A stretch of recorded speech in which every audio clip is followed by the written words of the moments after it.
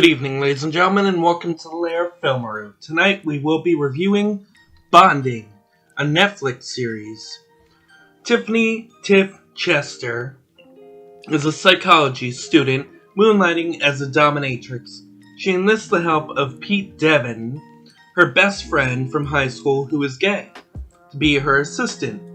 The semi-estranged characters reconnect in Manhattan, where Pete works as a waiter and as an aspiring stand-up comedian with stage fright. Tiff struggles as she balances her personal life with school and her job, as well as Pete's exposure to sadomasochism and BDSM and how it's gradually helping him become liberated in his life. We've talked about things like Shimonetta on here. We've talked about more BDSM movies like The Duke of Burgundy, which me and Cinema Witch did together. What I'm noticing here is a lot of shows try to do the BDSM angle without really knowing what they're talking about half the time. Like during the first season, it's commonly noted in the second season that in the first season, a lot of the stuff done with Pete is not really consensual. Like getting involved with the BDSM community in the beginning, where she asks him for help while promising him money, but not really asking for his consent, which is a no-no in the BDSM community. A lot of BDSM members of the community in real life went after the show for their portrayal of dominatrixes, submissives, bodyguards, and just the whole community as a whole. I mean, they did get certain things right because there are multiple fetishes out there. There are furries like the guy who's into penguins. There's a really awkward one that one of the characters in the show named Fred has, where his safe word is the Flintstones characters, which weird as hell, but I don't judge. And there are a lot of dangers, like sometimes in the community you could end up hurting yourself, or you could end up with the wrong person who tries to push you into doing things that you're not comfortable with, like the guy in the one episode where he's trying to force Mistress May to allow him to hurt her. I think it's called Into the Woods, the finale of the first season. I've actually taken part in some of this stuff before with Cinema Witch and other people, and I can definitely say that this is very realistic, that consent is everything in the community, and if you don't have consent, you can't really get what you want. And now we go into season 2, where shit hits the fan, essentially, where both Pete, who goes under the name Master Carter or Carter, and Tiff, also known as Mistress May, is forced to take a class in BDSM 101 because of the heat that they've brought onto themselves in the BDSM community, getting involved with a potentially dangerous client, and the guy was wrong for not asking for consent before trying to stab May, but still, they almost got the community in a lot of hot water, more than what people like me and a lot of other people have to go through, because there are a lot of conservatives and a lot of Christian, Karen-esque pansies out there. I can't think of a better word other than there are pansies out there who refuse to realize that it is technically our right to do whatever the hell we want, whether it's in our bedrooms, whether it's in a safe space. I mean, actually, I had a customer at work who they had to tell me that they were Catholic, and they decided to talk about the more controversial Roe v. Wade case, and claiming that it was a good thing because people are having way too much free sex, and that God does not support it, which, one, I'm trying to do my job, so why does this matter to you, and why do I have to hear it? And two, it's not free sex. A lot of us are using protection, and a lot of us care about what happens, and are trying to just live our lives. So what's it to you, or any of you, what we do in the bedroom or anywhere else? Because it is our lives. And that is shown in the second season, where Mistress May's original mentor, Mistress Mira, who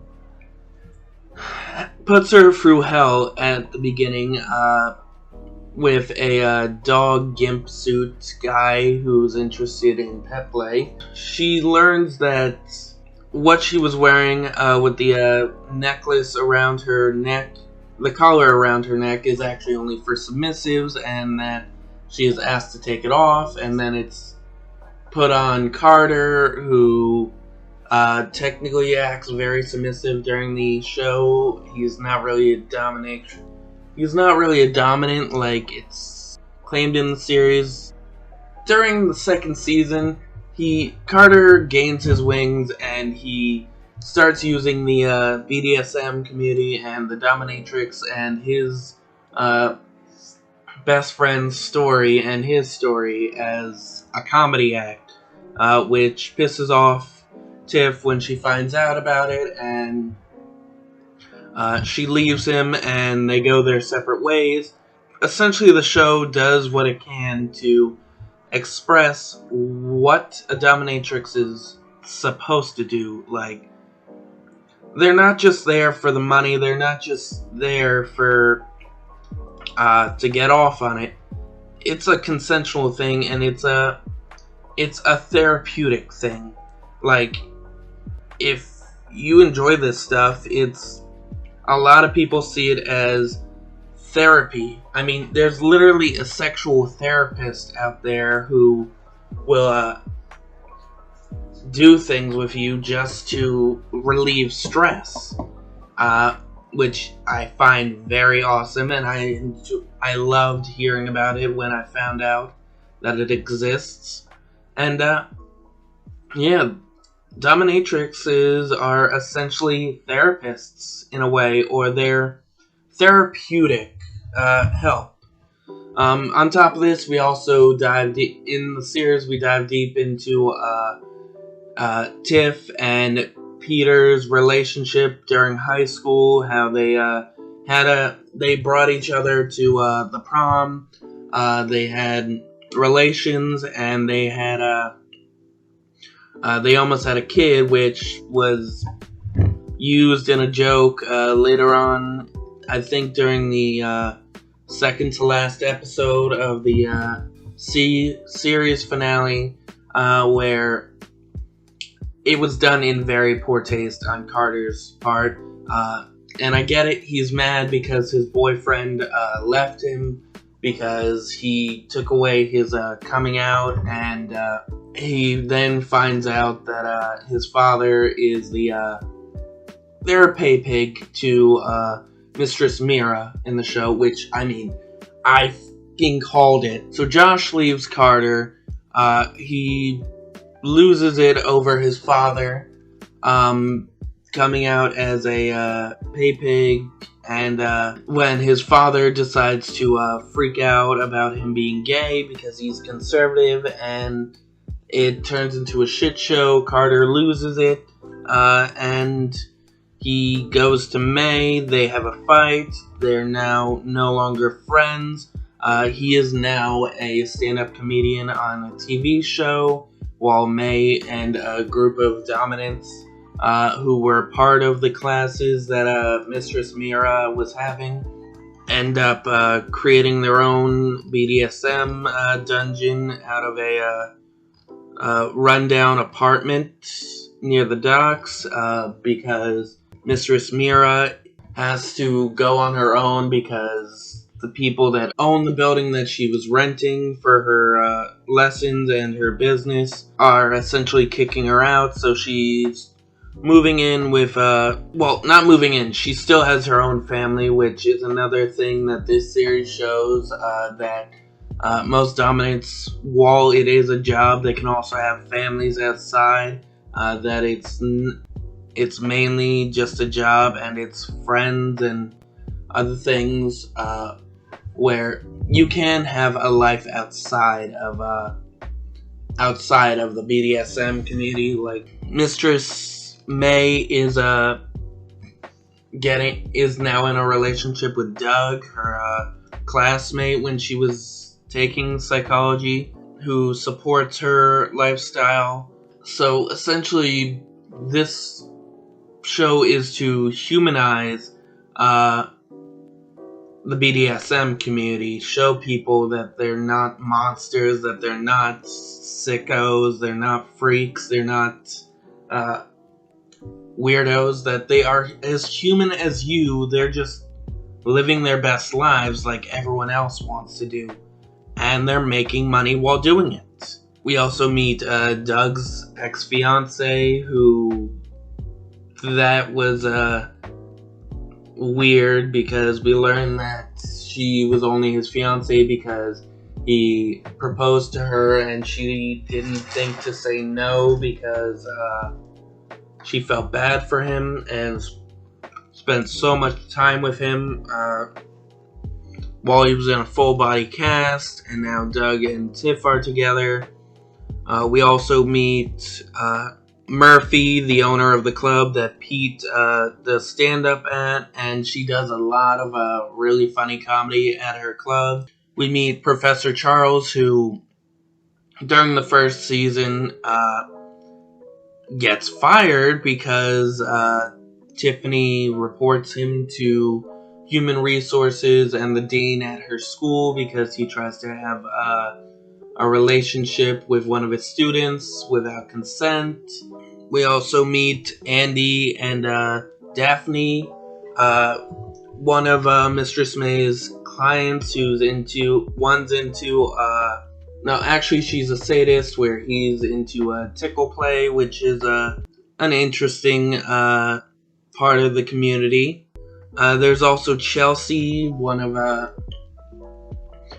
Tiff's old friends, who we have an interesting episode with her about pleasure. I think the main point of this show is to humanize the BDSM community and to express the importance of consent and how it can destroy someone, or it can ruin friendships, or how it can ruin lives. I mean, if that professor at the college had realized he was screwing up and trying to force himself on his student without her consent, maybe he could have saved his job by thinking, maybe. The main problem with this series is it was canceled after the second season, so we may never see a third season, or I don't think we're ever going to see a third season because Netflix decided to cancel it, which I think it was because of viewership, because it didn't get enough views compared to the first season, which kind of sucks, because if I'd known this series was going on, I would have definitely watched it, and I would have definitely gave it a thumbs up a lot quicker. But I think it's time we get to the ranking.